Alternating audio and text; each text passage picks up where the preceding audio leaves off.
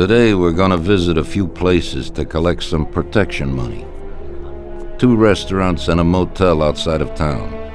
Bill at the motel was late last time because he had a few problems. So today, he'll pay a little more. You may have heard about how criminals can prey on businesses using various threats. That certainly isn't the case with us. People who pay us receive services, which the police certainly can't provide them with. Last month, for example, Sam and Paulie here solved a serious problem with violence in a delightful restaurant. The owner is now satisfied that nothing of that sort will happen there again. You'll do the driving. Paulie and Sam will do the collecting. It'll be routine. Tell Ralph to give you a car, and you can go. Okay, boss. Well, you and I'll have a drink. What do you say, Frank?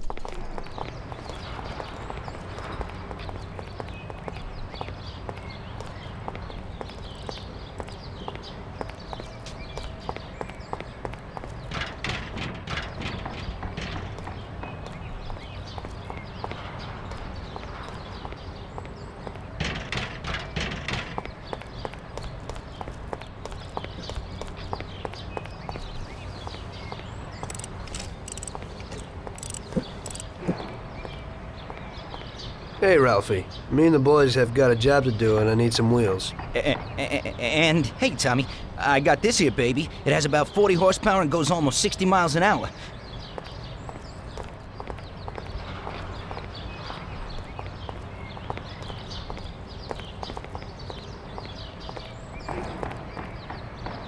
Ain't nothing swanky, but it's a good enough drive. You get into it easy. You just take this little baby and stick it in here. Pry it a little, and when it clicks, you got it. It's a piece of cake. Thanks, Ralphie.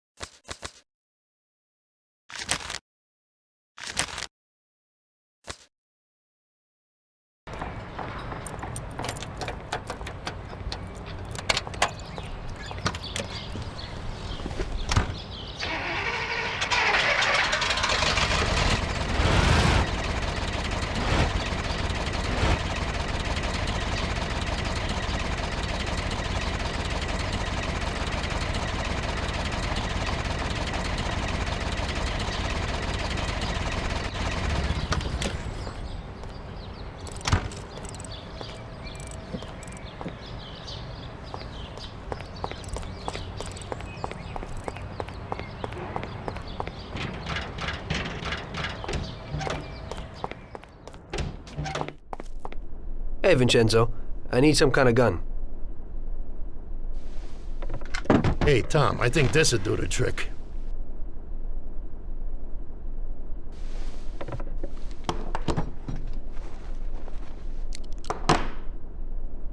It should work. I wasn't planning on using it anyway. Thanks.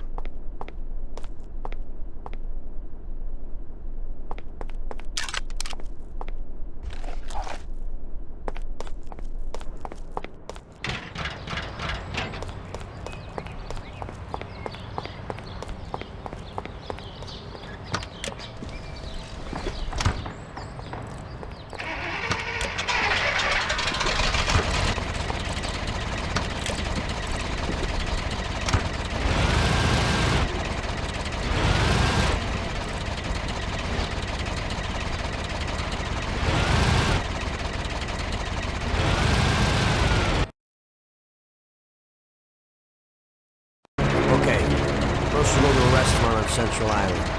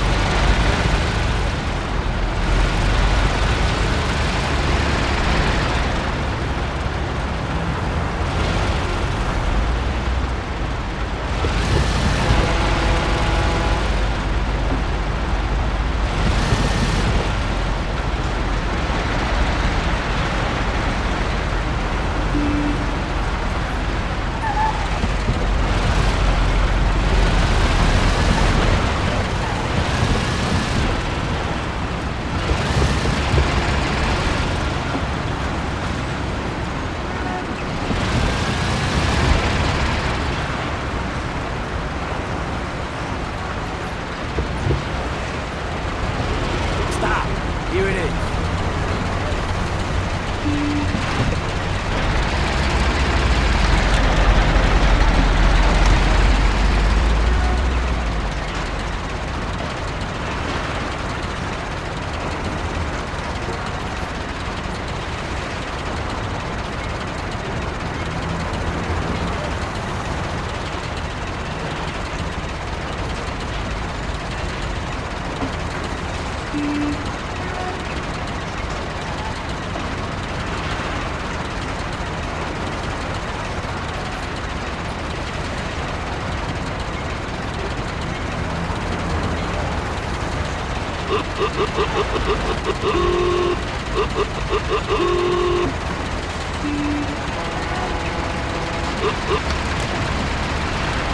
I'm not a hobo who can come pay by it.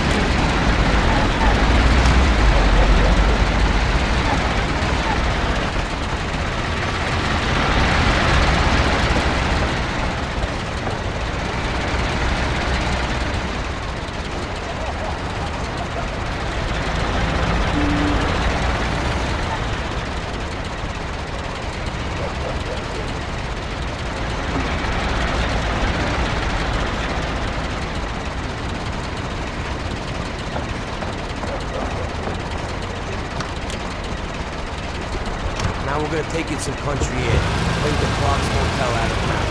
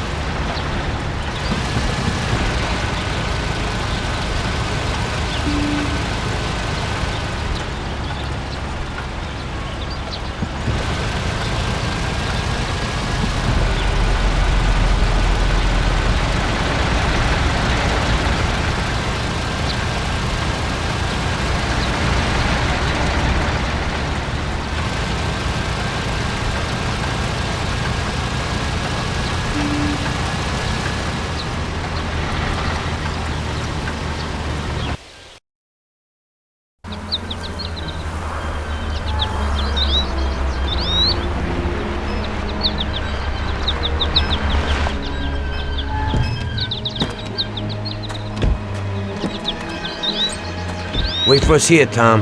We'll be back in a bit. Okay. Let's go.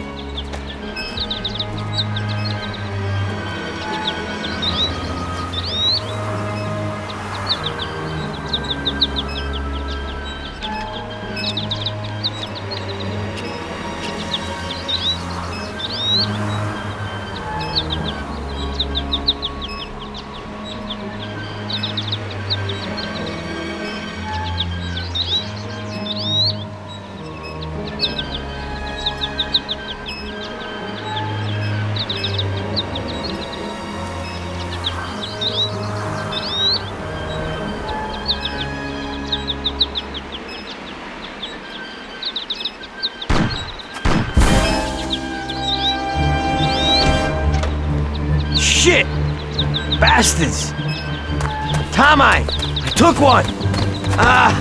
It hurts! Jesus Christ, Paulie! Tell Salieri from here on out this place is ours. Capiche? Don't come back here, you'll end up in worse shape than your friends. Get Sam! They want to beat some information out of him. Get him out of there! But I gotta get you to a doctor. That'll wait. First, get Sam.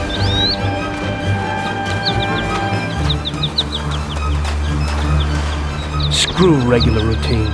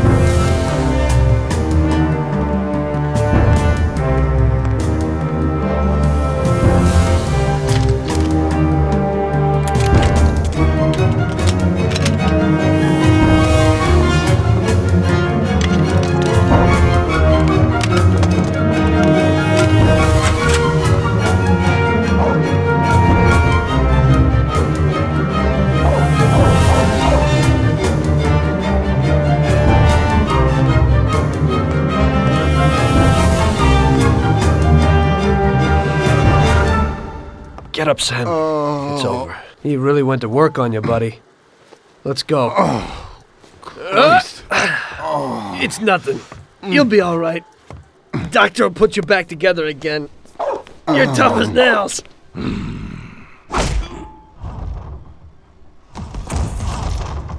Oh, shit!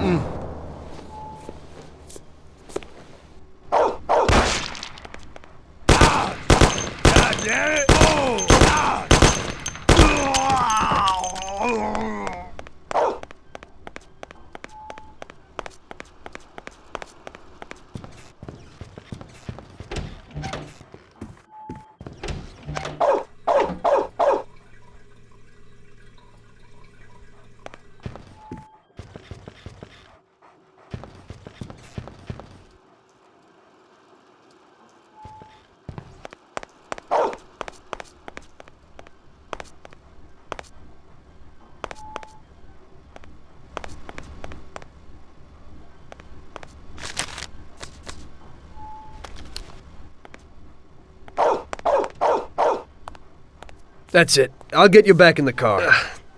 Everything will be okay. Don't move, scumbag, or I'll fill you with holes. Come on, just try it. You won't get past me. Sure thing, buddy. Just stay cool. Everything's okay. Just go. No problem. Just try it. No. God. Don't. Get him.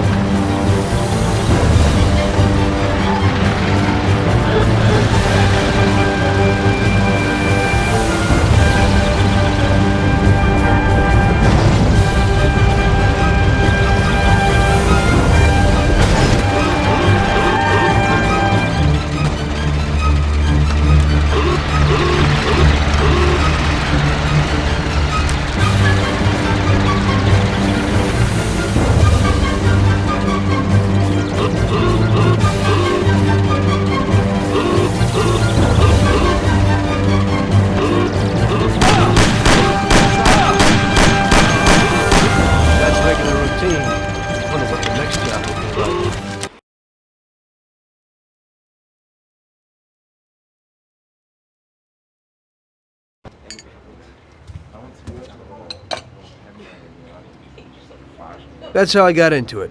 1 minute a regular cabbie, the next a respected mafioso. You were all right with killing people? Usually people have a problem with that.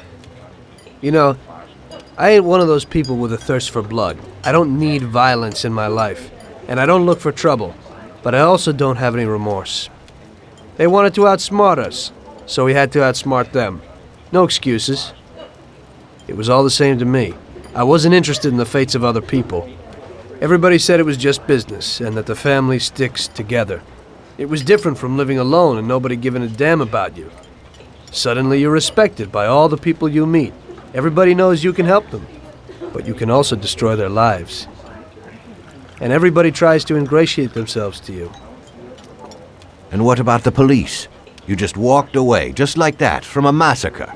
Didn't you have any problem with this? You work for the police. You ought to know. You know, the Mafia runs the whole city. The Salieri family makes over 25 million bucks every year. The papers were full of it. But nobody saw nothing, if they wanted to stay alive. We paid off the bureaucrats $6 grand a month.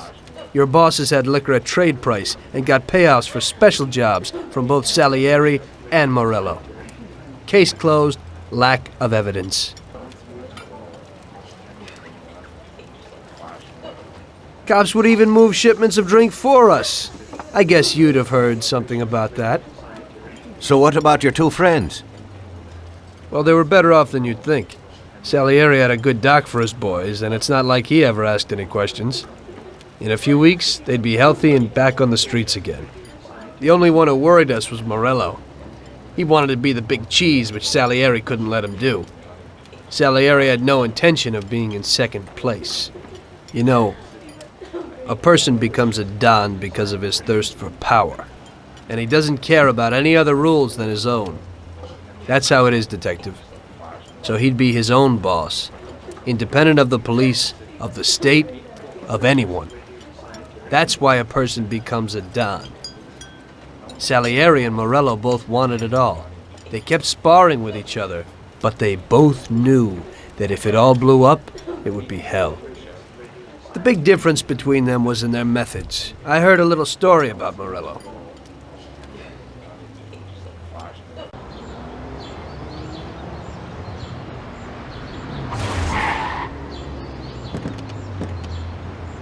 I'm sorry, sir. You I idiot! mean it. Do you know what you've done? You know how much that car cost?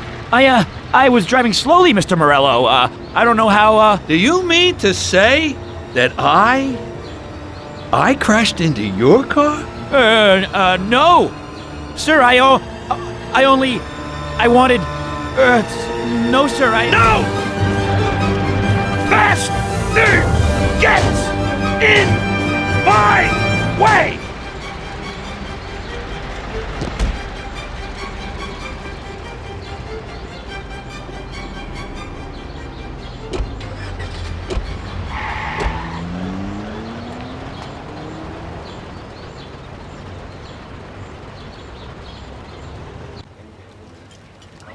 Salieri built his respect as a businessman.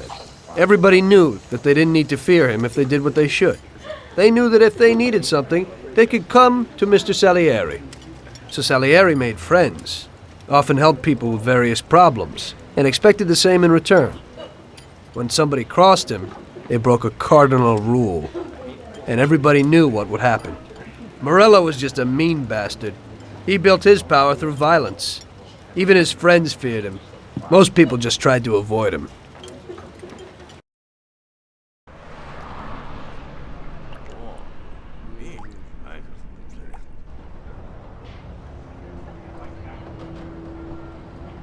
Listen, Tommy, I have a delicate job for you. I don't know anyone else who could do it better than you. You're a good driver, and you have experience. Well, to make it simple, tomorrow all the best motors are going to race at the city track. And I bet on one kid who's been a favorite up until now. I helped him along in his career a little. I like fast cars, and I said to myself that I could make back a little on that investment. You understand? And then Ralphie starts saying that some European has come over, and his car is certain to win. Ralphie knows cars. He's real good with them. But otherwise, he's a complete moron. What, he couldn't have told me before I bet on the kid? But still, what the hell is a guy, God knows from where, doing here? These are American races.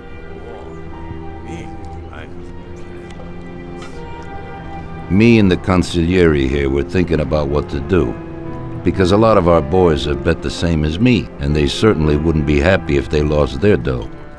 And how would that make me look? Like an old idiot. Tommy, I can't let that happen. We thought with our consigliere about what to do with it. If something happens to him, that's no way. It won't be fair play. I won't enjoy my winning at all. Ralph told me that he knows a guy who guards the racetrack garage. Tonight, you're gonna go there and take this European's car to a mechanic who knows his way around these machines. He'll take a look at theirs and maybe improve ours. As soon as he's finished working on it, you'll take it back. It's important that the car is back in its place before anybody catches on. And don't even think about crashing it or getting caught by the cops. Are we clear? Yes, boss. If you pull it off, you'll of course get a share of the winnings. Now go. Ralph will tell you where and how.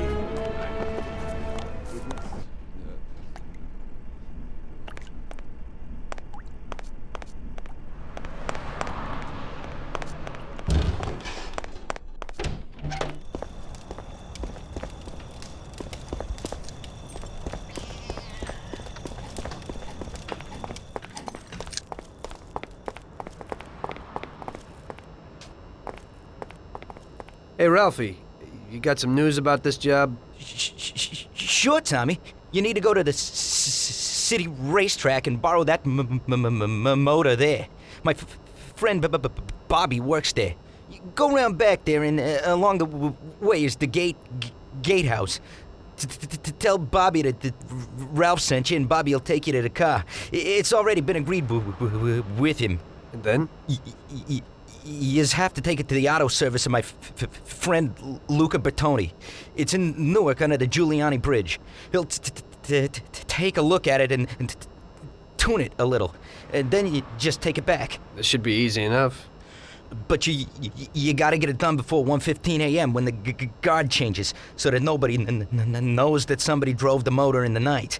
There can't even be a scratch on it, and try to avoid the cops. They mustn't catch you. And how'll I get there?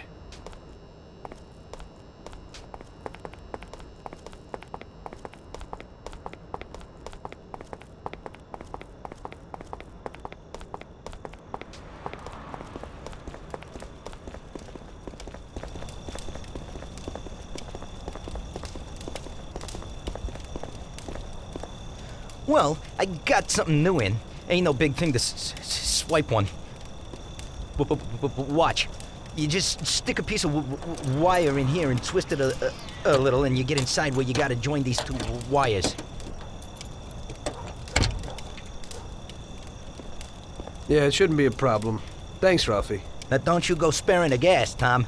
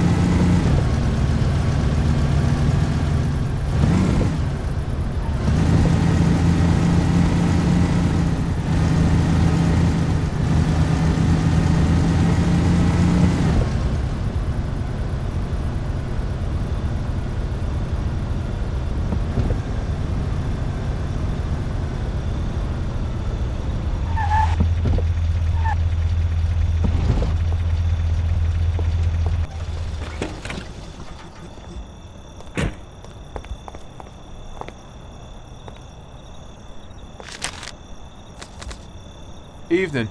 You must be Ralph's friend. That's right. Okay, we'll take your car.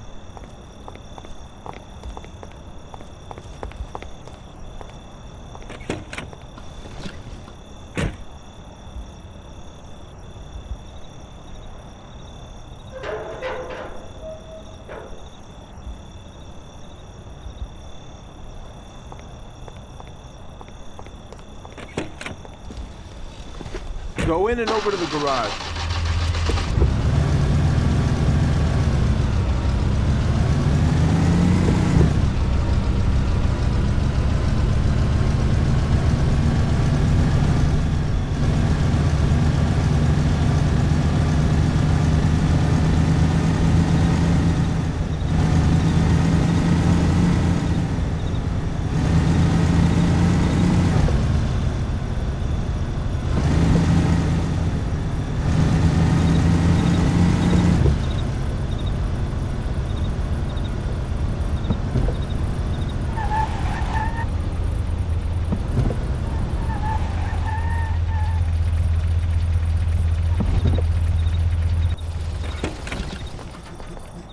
Okay, we're here, buddy. Come on, we haven't got a lot of time.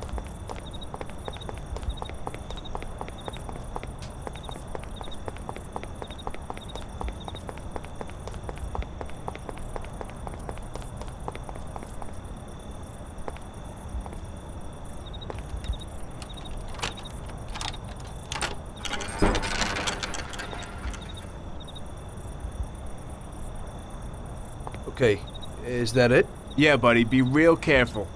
There can't even be a scratch on it. And avoid the cops like the devil, because this car will be real obvious. That's right. In about half an hour, the second guard will come. So you gotta be back by then, buddy. And be real careful, that car goes fast. Maybe it's the fastest car in the world, who knows? Sure, Bobby, no problem. I'll take care of it in a half hour.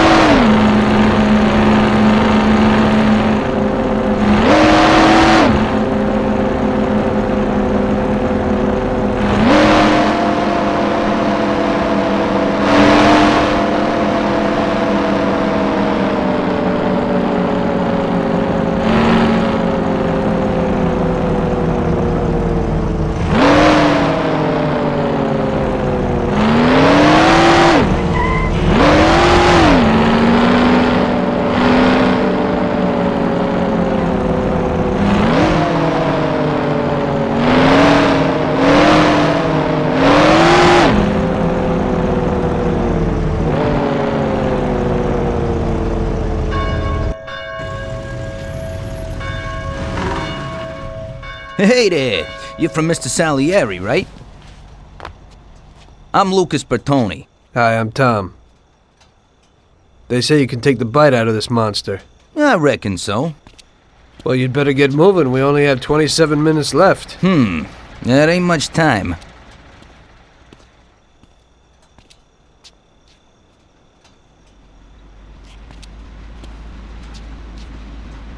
We'll see what could be done. You can hang out a while.